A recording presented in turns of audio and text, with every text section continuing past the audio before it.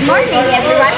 We were going to be ambush interview in our AP project.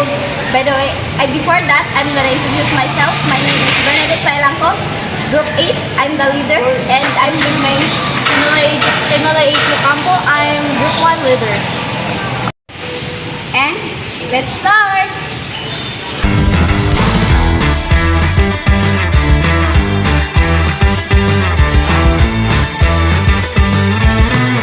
Ano konektado ang kahirapan sa korupsyon? Paano ang konektado sa kahirapan Sa korupsyon. korupsyon? Yes. Paano kagad saan na nandun sa kuhan ang trabaho ng gobyerno?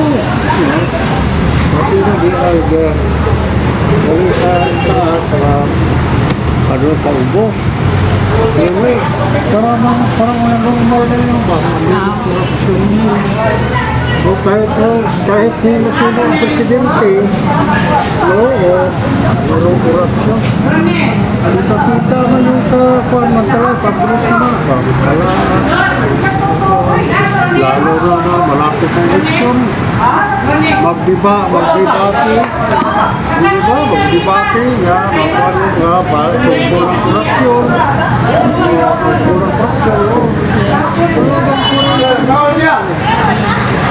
normal na yan nga mako yung ang korupsyon makuha na mo istorya normal na siya ang korupsyon kung ako ang pasulti ko ang korupsyon parang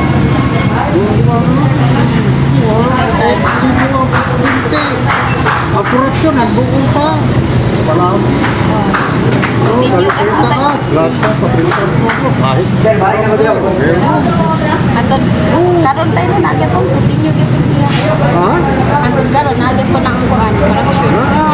Hindi na ito nga ako nagbintang makita ako nagbintang ako marami umabot na sa mga public mga balita sa mga TV Daghan. tungkol ng korupsyon ako ang kasuti ko parang korupsyon dito Ayun dito ka na. Kanitay last na gid. Paano naapektuhan ng katiwalian ang hustisya at karapatang pantao? paano Naapektuhan ng katiwalian ang hustisya at karapatang pantao. katuwalian Yes. ito na pagsalit o sana saan mo sa government niya palit Yes. katuwalian Yes. Katiwalian ang hustisya at karapatang pantao. katuwalian dapat pagtao Yes. mga pagsalit sa isa na may kulungan ako din lang katuwalian karena mga katuwalian mga binuhatan na dilibayo Oh, yes. katuwalian sa isang nasa posisyon lalo na sa gobyerno pera ng bayan kapal ng bayan sila na opisyal yung opisyal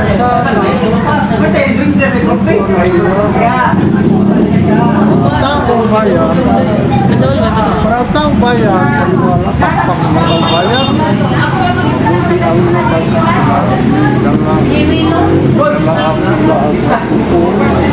isang opisyal ng gobyerno mga katuwalian tulad ng korupsyon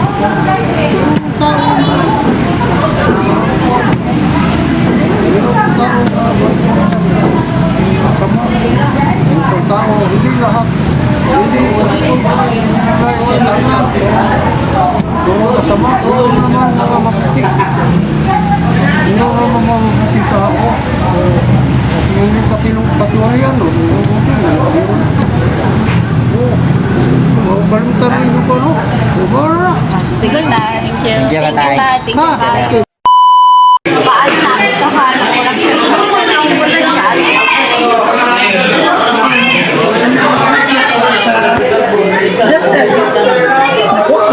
Instead na pahimo mga classrooms, so walay na himo. Mga ito, uban baon, walay na palit. And then instead na mo-hire og mga teachers, kay kulang, wala may budget kasi wala so wala na teachers. Paano matutulungan ng mga estudyante na laban ang korupsyon? Ano? Paano matutulungan ang mga estudyante na labanan ang korupsyon?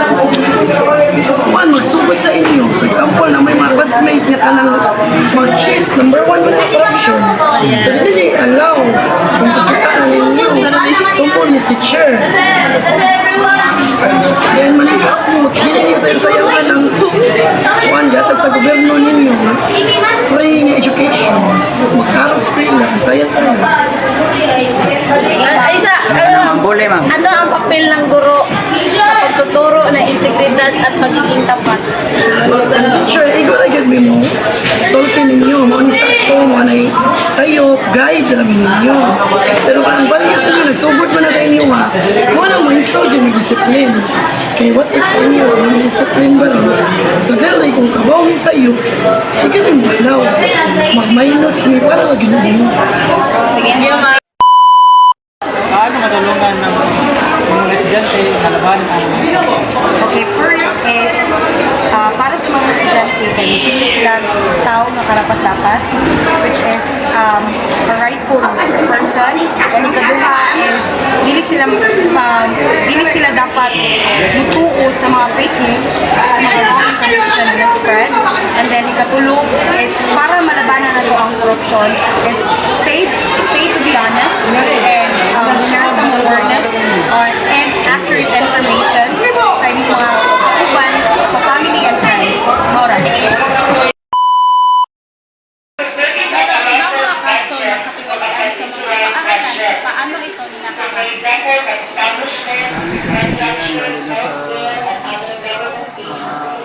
Scholarship yung private, yung public, private na mga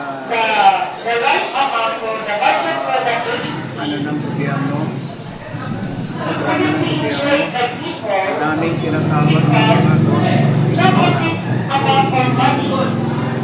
Katiwali ate, galing sa mga opisyal ng mga eskwelahan. Umukubro sila ng mga benefits sa gobyerno, pero wala namang estudyante na nag-aaral.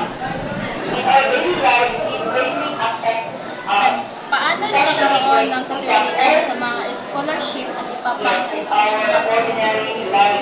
Nagkakaroon nga ng ang katiwalian nga tinatawag nila na ghost scholar. Nag-ano sila ng mga, nagkasabit sila ng mga pangalan ng mga estudyante na hindi naman totoo na enrolled sa kanilang ganun nagkaroon ng mga katiwalian sa scholarship fund ng gobyerno. Naintindihan mo?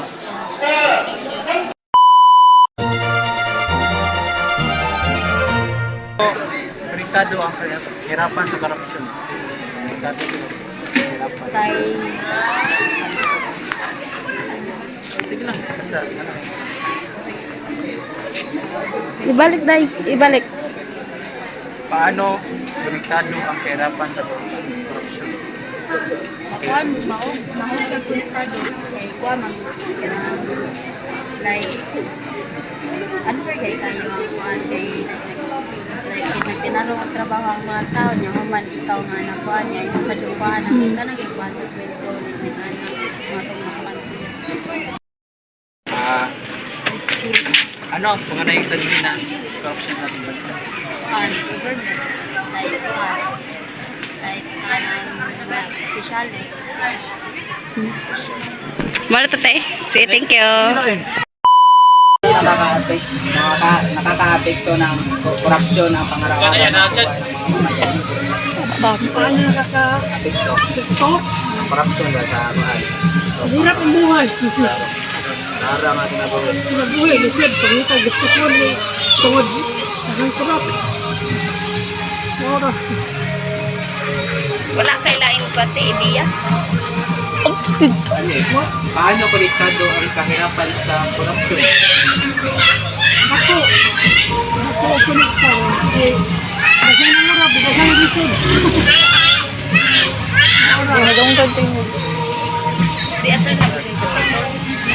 Right. Gi, kuan tayo na question.